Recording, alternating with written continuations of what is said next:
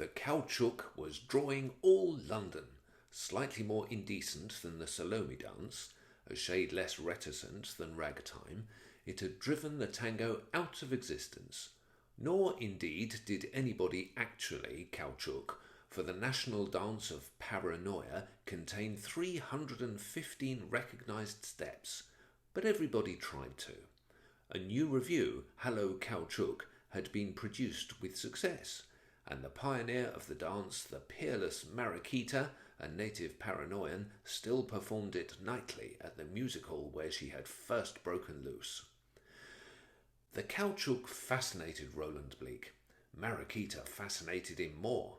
Of all the women to whom he had lost his heart at first sight, Mariquita had made the firmest impression upon him.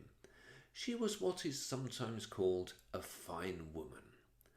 She had large flashing eyes, the physique of a rugby international forward, and the agility of a cat on hot bricks. There is a period of about 50 steps, somewhere in the middle of the 315, where the patient, abandoning the comparative decorum of the earlier movements, whizzes about till she looks like a salmon-coloured whirlwind. That was the bit that hit Roland. Night after night he sat in his stage box goggling at Mariquita and applauding wildly. One night an attendant came to his box. "Excuse me, sir, but are you Mr. Roland Bleak? The Senorita Mariquita wishes to speak to you." He held open the door of the box. The possibility of refusal did not appear to occur to him. Behind the scenes at that theatre, it was generally recognised that when the peerless one wanted a thing, she got it. Quick. They were alone. With no protective footlights between himself and her, Roland came to the conclusion that he had made a mistake. It was not that she was any less beautiful at the very close quarters imposed by the limits of the dressing room, but he felt that in falling in love with her, he had undertaken a contract a little too large for one of his quiet, diffident nature. It crossed his mind that the sort of woman he really liked was the rather small, drooping type. Dynamite would not have made Mariquita droop. For perhaps a minute and a half, Mariquita fixed her compelling eyes on his without uttering a word. Then she broke the painful silence with this leading question. "You love me, hen?" Roland nodded feebly. "When men make love to me, I send them away, so." She waved her hand toward the door, and Roland began to feel almost cheerful again. He was to be dismissed with a caution, after all. The woman had a fine, forgiving nature. "But not you." "Not me?" "No, not you. You are the man I have been waiting for. I read about you in the paper, Signor Bleak. I see your picture in the Daily Mirror. I say to myself, what a man." "Those picture paper photographs always make one look rather weird," mumbled Roland. "I see you night after night in your box. Poof, I love you." "Thanks awfully," bleated Roland. "You would do anything for my sake, eh? I knew you were that kind of man directly I see you, no?" she added as Roland writhed uneasily in his chair. "Do not embrace me. Later, yes, but now no. Not till the great day." What the great day might be, Roland could not even faintly conjecture. He could only hope that it would also be a remote one. "And now," said the senorita, throwing a cloak about her shoulders, "you come away with me to my house. My friends are waiting us. They will be glad and proud to meet you." After his first inspection of the house and the friends, Roland came to the conclusion that he preferred Mariquita's room to her company. The former was large and airy, the latter, with one exception, small and hairy. The exception Mariquita addressed as Bombito. He was a conspicuous figure. He was one of those outside, hasty-looking men. One suspected him of carrying lethal weapons. Mariquita presented Roland to the company. The native speech of Paranoia sounded like shorthand with a blend of Spanish. An expert could evidently squeeze a good deal of it into a minute. Its effect on the company was good. They were manifestly soothed, even Bombito.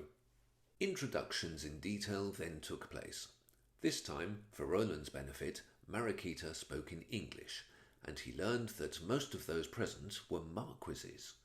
Before him, so he gathered from Mariquita, stood the very flower of Paranoia's aristocracy, driven from their native land by the infamy of 1905. Roland was too polite to inquire what on earth the infamy of 1905 might be, but its mention had a marked effect on the company. Some scowled, others uttered deep-throated oaths. Bombito did both.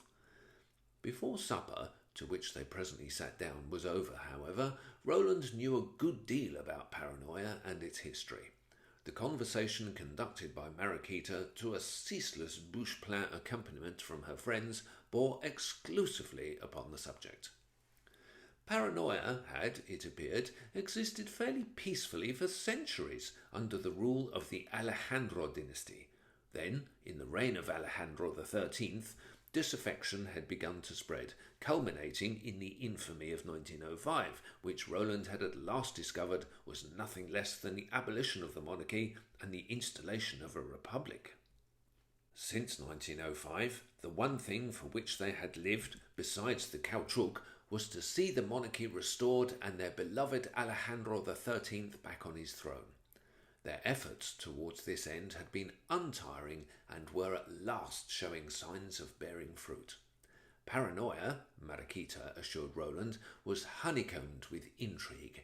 The army was disaffected, the people anxious for a return to the old order of things.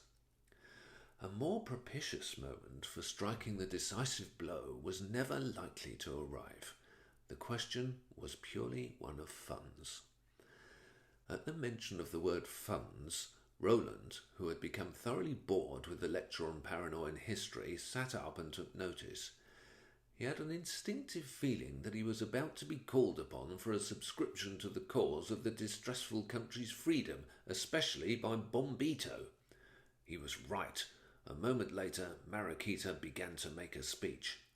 She spoke in Paranoian, and Roland could not follow her, but he gathered that it somehow had reference to himself, as, at the end of it, the entire company rose to their feet and extended their glasses toward him with a mighty shout. He assumed that Mariquita had been proposing his health. "They say, to the liberator of Paranoia," kindly translated the peerless one. "You must excuse," said Mariquita tolerantly, as a bevy of patriots surrounded Roland and kissed him on the cheek. "They are so grateful to the saviour of our country. I myself would kiss you were it not that I have sworn that no man's lips shall touch mine till the royal standard floats once more above the palace of Paranoia. But that will be soon, very soon," she went on. "With you on our side, we cannot fail." What did the woman mean? Roland asked himself wildly. Did she labour under the distressing delusion that he had proposed to shed his blood on behalf of a deposed monarch to whom he had never been introduced? Mariquita's next remarks made the matter clear. "I have told them," she said, "that you love me, that you are willing to risk everything for my sake. I promised them that you, the rich Signor Bleak, would supply the funds of the revolution. Once more, comrades, to the saviour of Paranoia!" Roland tried his hardest to catch the infection of this patriotic enthusiasm, but somehow he could not do it. Base, sordid, mercenary speculations would intrude themselves. About how much was a good, well-furnished revolution likely to cost? As delicately as he could, he put the question to Mariquita. She said, "Poof the cost, la," which was all very well, but hardly satisfactory as a business chat. However, that was all Roland could get out of her. The next few days passed for Roland in a sort of dream. It was the kind of dream which it is not easy to distinguish from a nightmare. Mariquita's reticence at the supper party on the subject of details connected with the financial side of revolutions entirely disappeared. Now she talked of nothing but figures, and from the confused mass which she presented to him, Roland was able to gather that in financing the restoration of the royalty in Paranoia, he would indeed be risking everything for her sake. In the matter of revolutions, Mariquita was no niggard. She knew how the thing should be done, well or not at all. There would be so much for rifles, machine guns and whatnot, and there would be so much for the expense of smuggling them into the country. There would be so much to be laid out in corrupting the Republican army. Roland brightened a little when they came to this item, as the standing army of Paranoia amounted to 20,000 men, and as it seemed possible to corrupt it thoroughly at the cost of about 30 shillings a head, the obvious course, to Roland's way of thinking, was to concentrate on this side of the question and avoid unnecessary bloodshed. It appeared, however, that Mariquita did not want to avoid bloodshed, that she rather liked bloodshed, that leaders of the revolution would be disappointed if there were no bloodshed, especially Bombito. Unless, she pointed out, there was a certain amount of carnage, looting and so on, the revolution would not achieve a popular success. True, the beloved Alejandro might be restored, but he would sit upon a throne that was insecure unless the coronation festivities took a bloodthirsty turn. By all means, said Mariquita, corrupt the army, but not at the risk of making the affair tame and unpopular. Paranoia was an emotional country and liked its revolutions with a bit of zip to them. It was about 10 days after he had definitely cast in his lot with the revolutionary party that Roland was made aware that these things were a little more complex than he had imagined.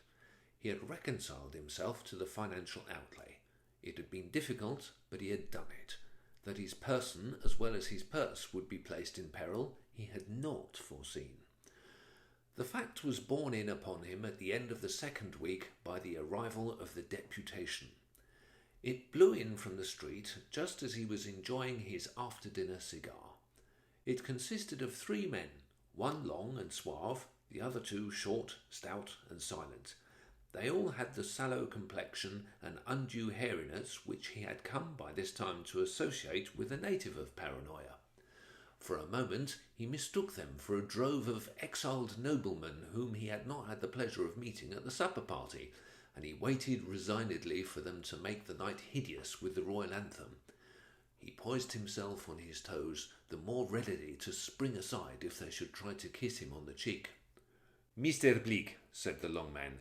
His companions drifted toward the cigar box, which stood open on the table, and looked at it wistfully.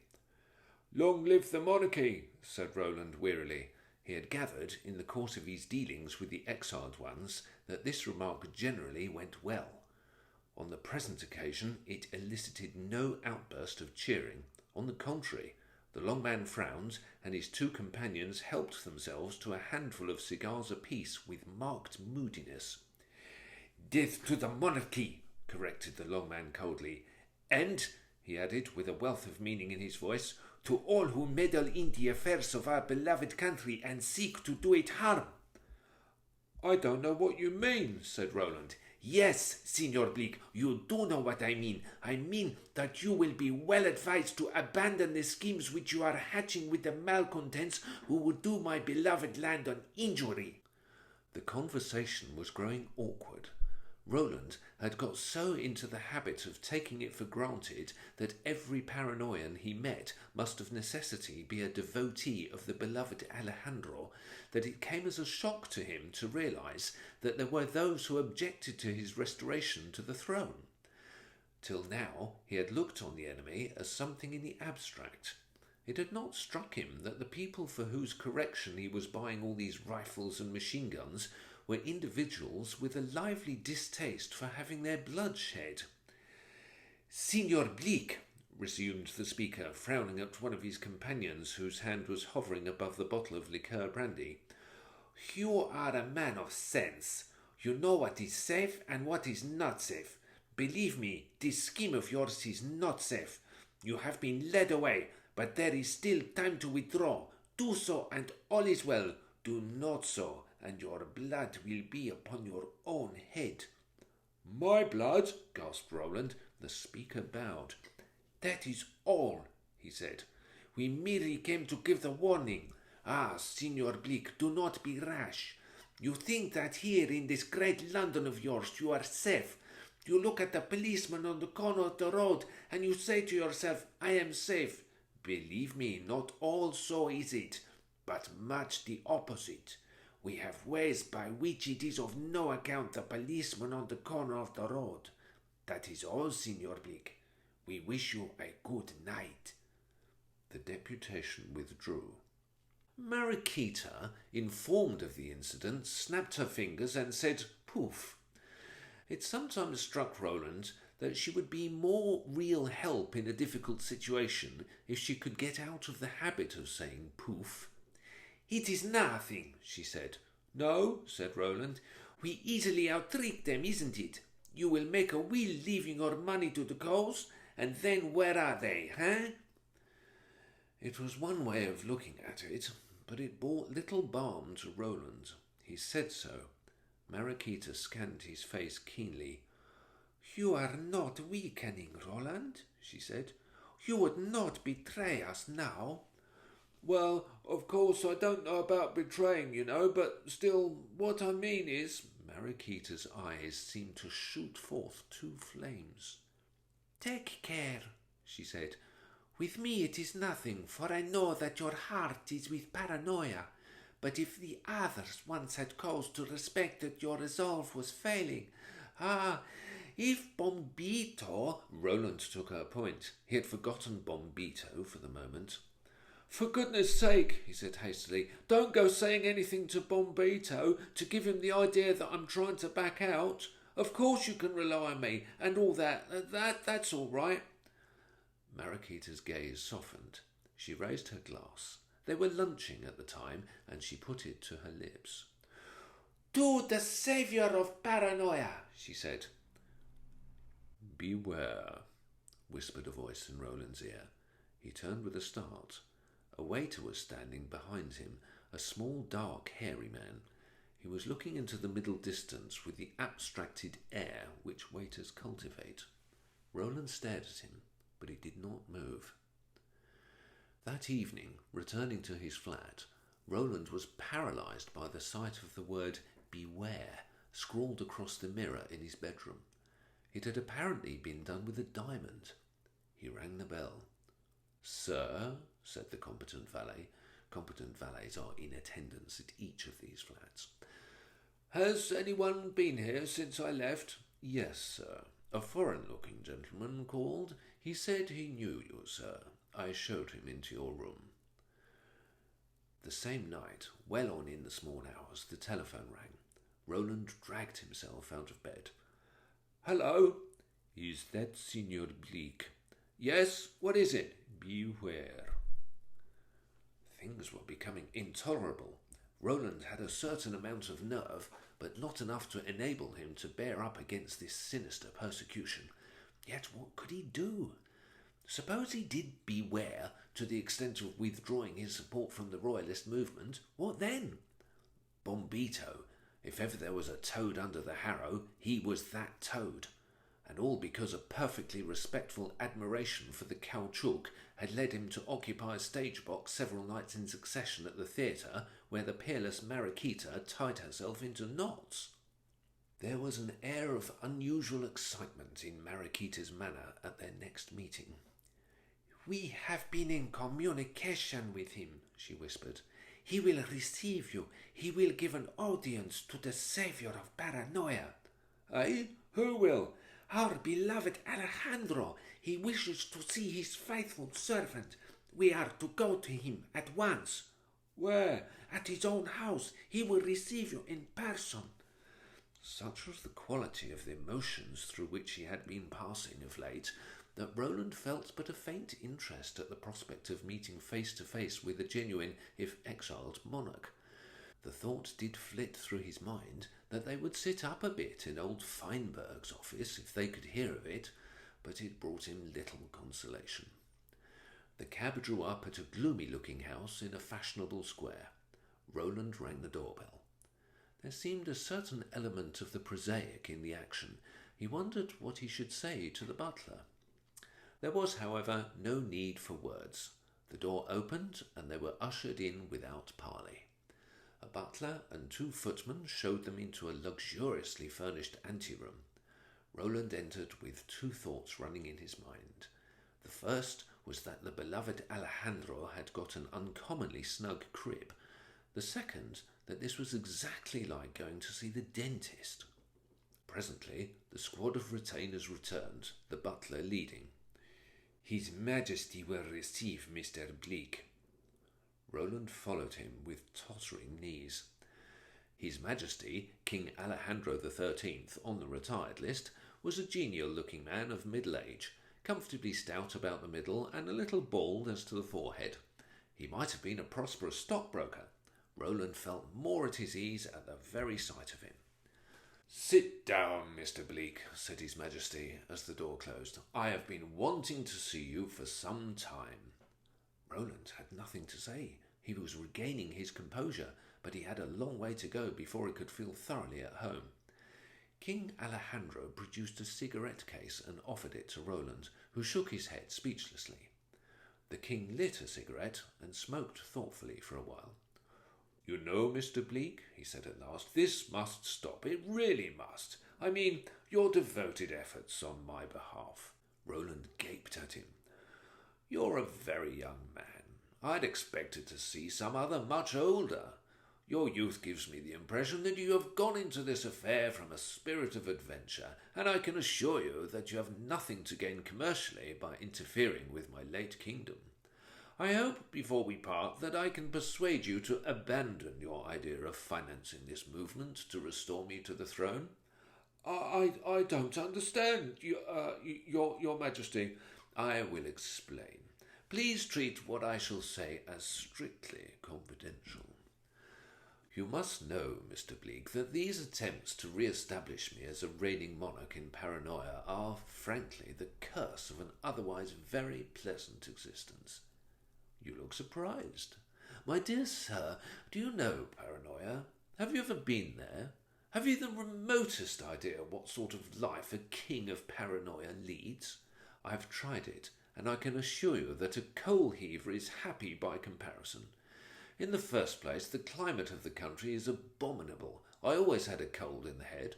Secondly, there is a small but energetic section of the populace whose sole reaction it seems to be to use their monarch as a target for bombs. They're not very good bombs, it's true, but 1 in, say, 10 explodes, and even the occasional bomb is unpleasant if you're the target. Finally, I'm much too fond of your delightful country to wish to leave it. I was educated in England. I'm a Magdalen College man, and I've the greatest horror of ever being compelled to leave it. My present life suits me exactly. That is all I wish to say, Mr. Bleak. For both our sakes, for the sake of my comfort and your purse, abandon this scheme of yours." Roland walked home thoughtfully. Mariquita had left the royal residence long before he had finished the whisky and soda which the genial monarch had pressed upon him. As he walked, the futility of his situation came home to him more and more. Whatever he did, he was bound to displease somebody, and these Paranoians were so confoundedly impulsive when they were vexed. For 2 days he avoided Mariquita. On the third, with something of the instinct which draws the murderer to the spot where he has buried the body, he called at her house. She was not present, but otherwise there was a full gathering. There were the marquises, there were the counts, there was Bombito. He looked unhappily round the crowd. Somebody gave him a glass of champagne. He raised it. "To the revolution," he said mechanically. There was a silence. It seemed to Roland an awkward silence, as if he had said something improper. The marquises and counts began to drift from the room, till only Bombito was left. Roland regarded him with some apprehension. He was looking larger and more unusual than ever, but tonight, apparently, Bombito was in a genial mood. He came forward and slapped Roland on the shoulder, and then the remarkable fact came to light that Bombito spoke English, or a sort of English. "My old chap," he said, "I would have a speech with you." He slapped Roland again on the shoulder. the other side, break it with Signor Bleak gently. Mariquita say, break it with Signor Bleak gently, so I break it with you gently. He dealt Roland a third stupendous punch. Whatever was to be broken gently, it was plain to Roland that it was not himself, and suddenly there came to him a sort of intuition that told him that Bombito was nervous. After all you have done for us, Signor Bleak, we shall seem to you ungrateful bounders, but what is it? Yes? No? I shouldn't wonder, perhaps. The whole fact is that there has been political crisis in Paranoia. Upset apple cart. Yes, you follow? No? The ministry have been, what you say, put through it, expelled, broken up. No more ministry. New ministry wanted. To conciliate a royalist party. That is the cry. So, deputation of leading persons, mighty good chaps, prominent merchants and that sort of bound to call upon us. They offer me to be president. See? No? Yes? That's right. I am ambitious blighter, Signor Bleak. What about it? No? I accept. I am new president of Paranoia. So no need for your kind assistance. Royalist revolution, hap the spout. No more royalist revolution. The wave of relief which swept over Roland ebbed sufficiently after an interval to enable him to think of someone but himself. He was not fond of Mariquita, but he had a tender heart, and this, he felt, would kill the poor girl. But Mariquita, that's all right, splendid old chap. No need to worry about the Mariquita, stout old boy. Where the husband goes, so does the wife go. As you say, whither thou goes, will I follow, no? But I don't understand. Mariquita is not your wife? Why, certainly, good old heart. What else? Have you been married all the time? Why, certainly, good dear boy. The room swam before Roland's eyes. There was no room in his mind for meditations on the perfidy of the woman. He groped forward and found Bombito's hand. By Jove, he said thickly as he wrung it again and again. I knew you were a good sort the first time I saw you. Have a drink or something. Have a cigar or something. Have something anyway, and sit down and tell me all about it.